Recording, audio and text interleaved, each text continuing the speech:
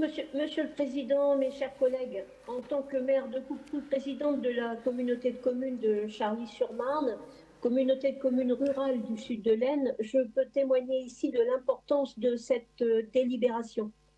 L'agriculture est un des piliers économiques de notre territoire. Nous sommes fiers, par exemple, de produire chez nous le champagne des Hauts-de-France. Le pass agri-filière mis en place par notre région permet de donner une nouvelle dimension à la diversification agricole. C'est un sujet important pour nos populations qui aiment avoir le choix entre agriculture conventionnelle et biologique, mais surtout pour nos exploitants.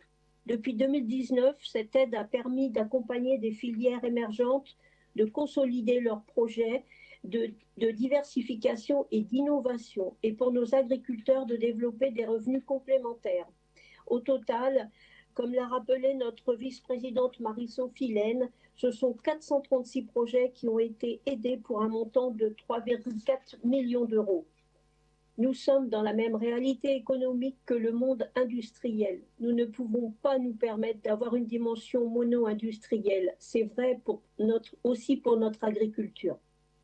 Par cette délibération, le pass agri-filière se voit grandement enrichi, complété et harmonisé par un vrai retour de terrain.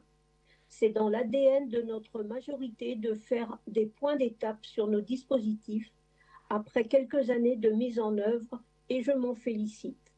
Le dispositif s'élargit aujourd'hui aux filières de la viticulture, ce qui sera important pour notre territoire, mais également pour les dépenses liées à l'e-commercialisation, les projets agroécologiques, le financement des haies.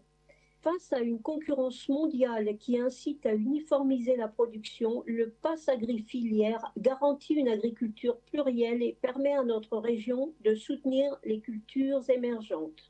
Pour ces raisons, Monsieur le Président, le groupe UDI votera pour cette délibération. Je vous remercie pour votre attention.